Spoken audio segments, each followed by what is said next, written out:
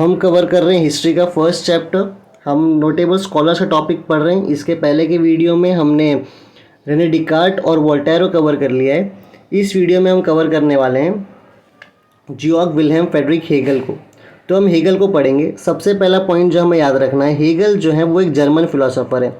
जिस तरीके से हमने देखा था वोल्टायर जो हैं वो कहाँ के थे, फ्रेंच के। तो कई बार ये मैच द फॉलोइंग और ट्रू और फॉल्स किसी भी मैनर में क्वेश्चन में आ सकता है। तो याद रखना है वोल्टायर जो है वो फ्रेंच के थे और इनकी याद रखनी है हेगल की, जो ये कहाँ के हैं, ये एक जर्मन फिलोसोफर हैं। इन्होंने क्या बोला, ये बोल रहे हैं कि जो हिस्टोरिकल रियलिटी है उसे हमें प्रेजेंट करना है लॉजिकल मैनर में। ये बोलते हैं जो भी इतिहास की सच्चाई है, जो भी हिस्ट्री की रियलिटी है, उसे हमें कैसे प्रेजेंट करना है, एक लॉजिकल मैनर में, है ना, एक लॉजिकल तरीका। जैसे कि अगर मैं क्रिकेट मैच का एग्जांपल लूँ और मुझे उसकी स्टोरी को प्रेजेंट करना है, तो लॉजिकल तरीका क्या है कि सबसे पहले दो टीमों के बीच में टॉस हुआ होगा, दो कैप्टन आए होंगे, टॉस हुआ, टॉस होने के बाद कोई एक टीम जीत गई, टॉस जीती, फिर उसने बैटिंग या बॉलिंग सिलेक्ट किया, फिर उसने अपनी इनिंग खेली, फिर दूसरी टीम आई उसने खेली, दोनों में से जिसने ज़्यादा रन मारे वो टीम क्या हो चुकी है, जीत चुकी है। तो ये क्या हो चुका है, ये एक पूरा लॉजिकल तरीके से मैंने क्या किया है, पूरे क्रिकेट के हिस्ट्री को रखा है कि क्रिकेट गेम में है क्या। तो हेगल क्या बोल रहे हैं कि तुम्हें हिस्ट्री को कैसे रखना है, एक कैसे प्रेजेंट करना है, एक लॉजिकल मैनर में। तो पहली बात याद रखना कि हेगल एक जर्मन फिलोसोफर है और उन्होंने बोला कि हिस्टोरिकल रियलिटी को प्रेजेंट करना एक लॉजिकल मैनर में। आगे देखते हैं। To him the timeline of historical event was inductive of progress.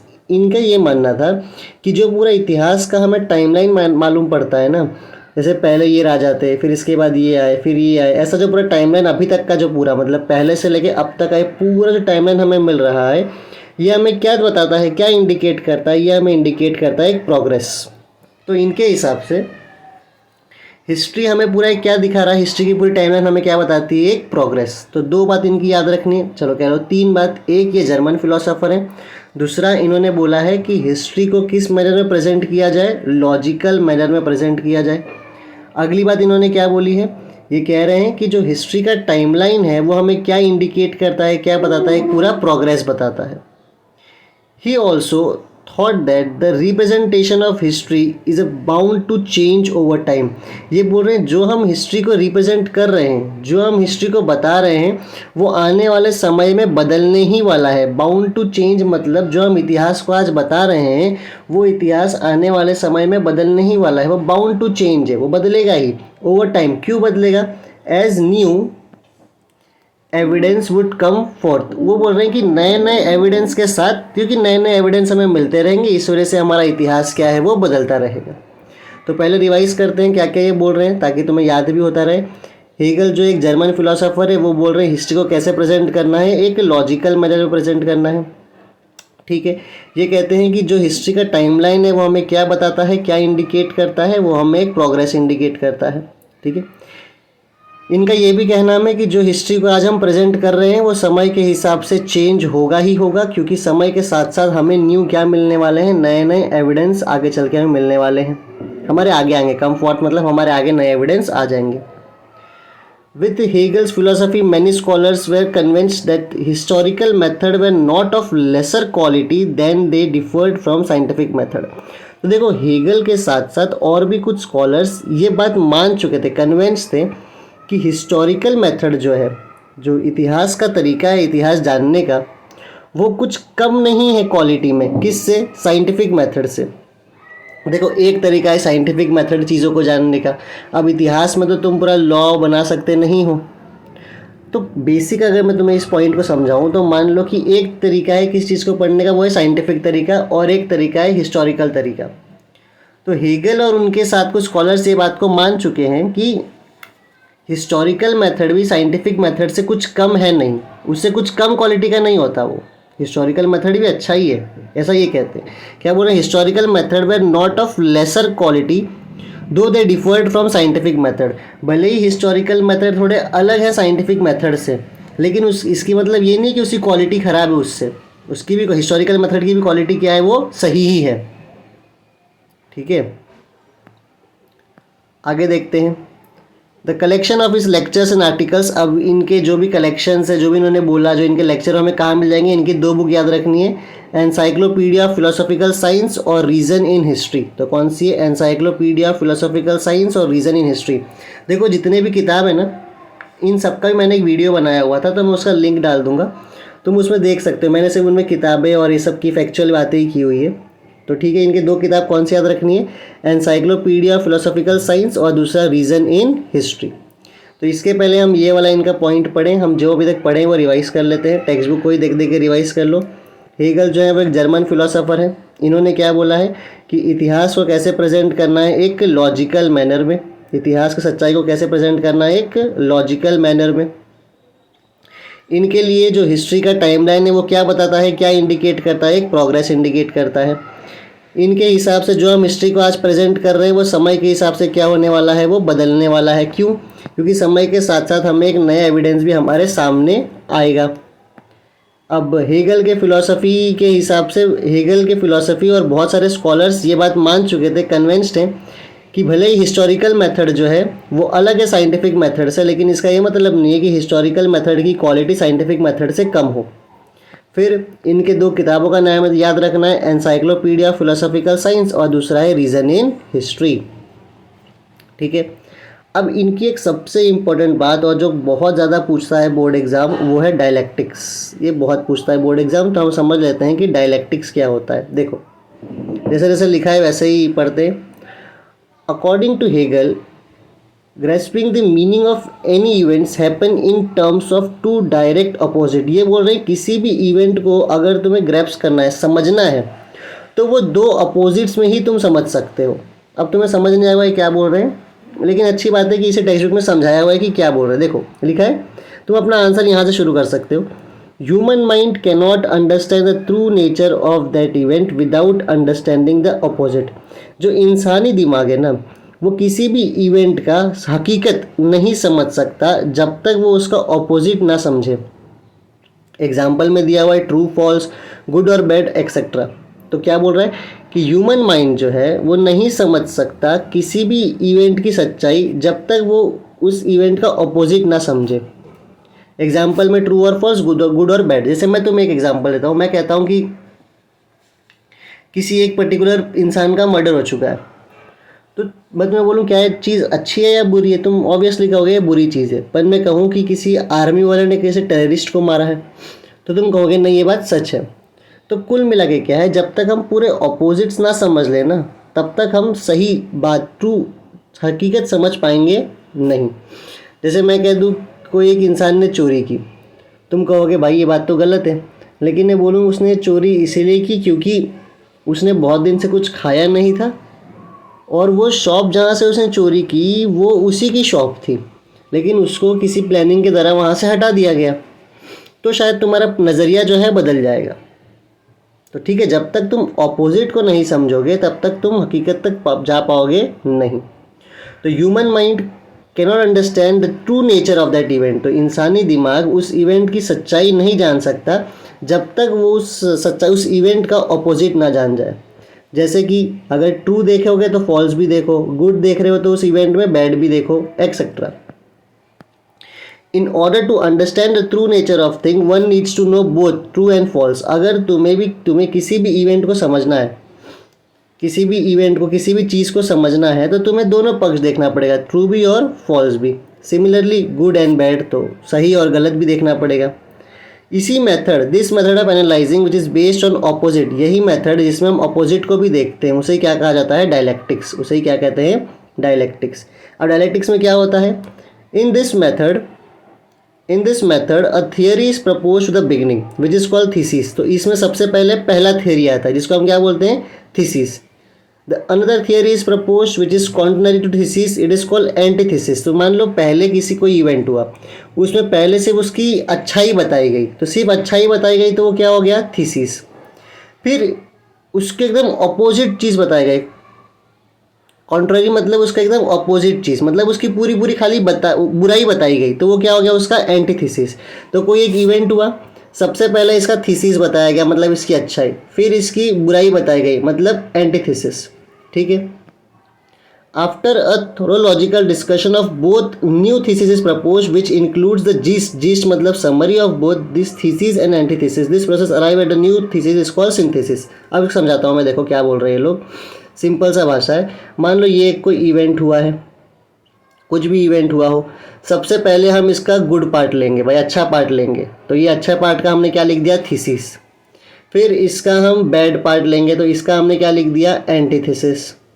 अब थीसिस और एंटीथेसिस दोनों को मिलेंगे और पढ़ेंगे अच्छे से और इसका एक जीस्ट बनाएंगे। जीस्ट मतलब समरी, जीस्ट मतलब समरी, और फिर हम एक नया चीज़ लिखेंगे, उसे हम क्या बोलेंगे, सिंथेसिस। तो ये है वो हकीकत।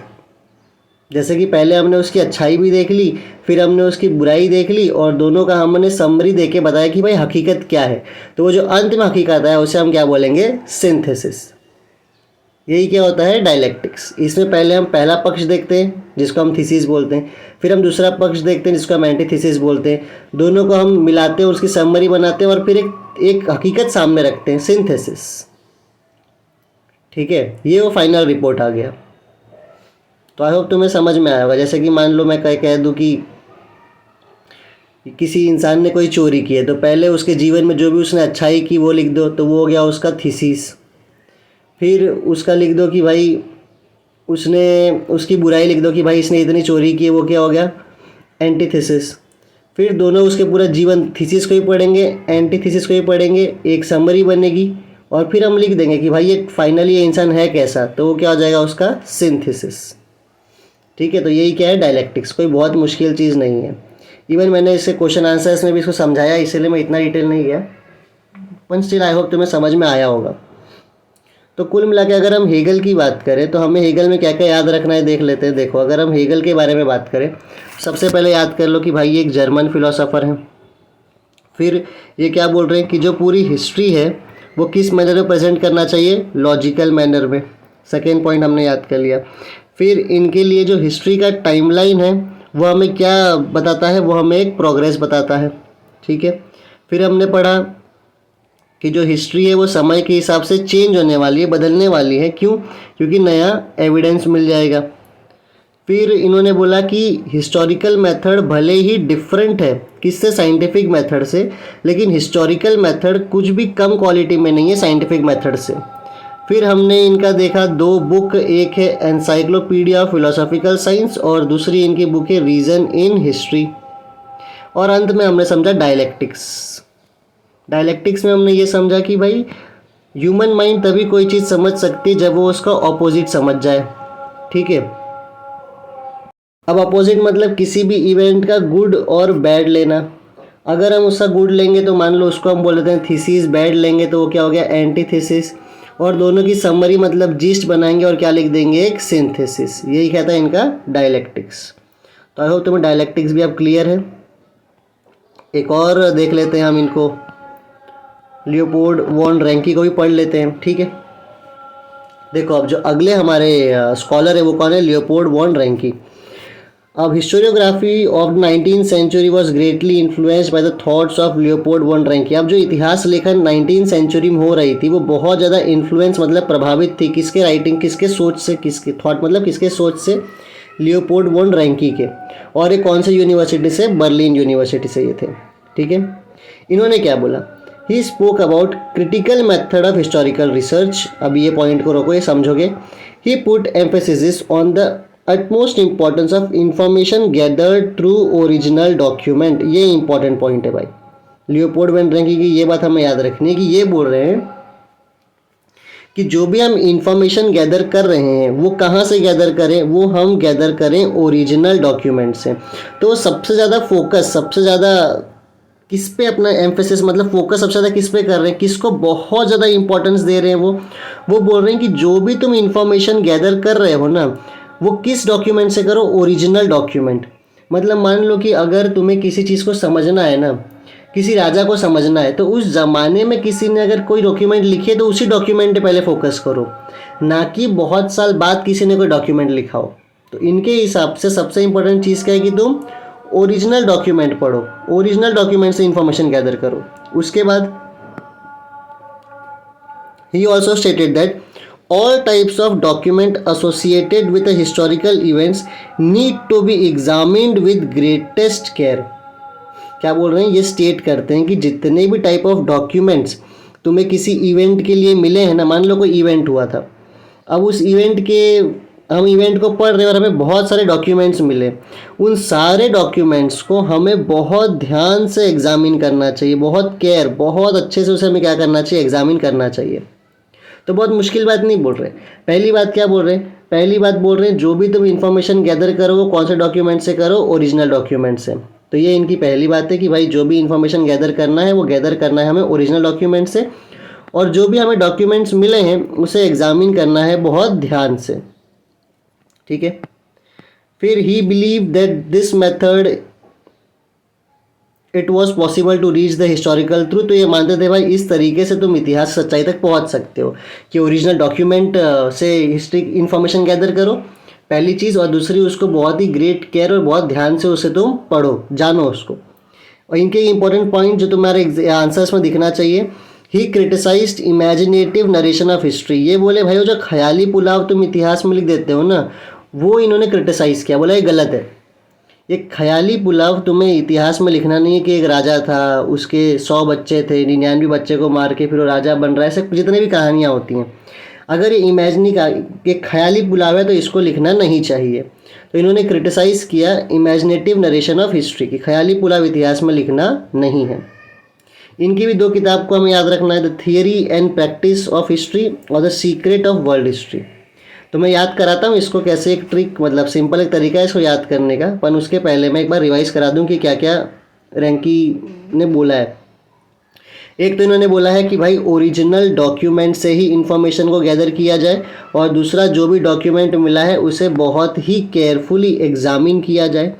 फिर इन्होंने एक और इम्पॉर्टेंट बात क्या बोली है, ये बोल रहे हैं कि जो इमेजिनरी हिस्ट्री है उसे इन्होंने क्या किया है, क्रिटिसाइज़ किया। तो क्रिटिसाइज़ किया इन्होंने इमेजिनेटिव नरेशन ऑफ हिस्ट्री, तो हिस्ट्री को जो ख्याली पुलाव है उसको इन्होंने क्या किया है, क्रिटिसाइज़ किया है, बोला भाई ये गलत है। इनके 2 किताब का नाम क्या है, the theory and practice of history और the secret of world history. देखो इनका नाम है लियोपोल्ड वॉन रैंकी। रैंकी से मुझे याद आता है रिंकू सिंह, जो पिछले IPL में ना 2023 के IPL में 5 बॉल में 5 मतलब 5 बॉल में मान लो 30-20 रन चाहिए थे, तो उसने 5 बॉल में 5 6 मार के जिता दिया।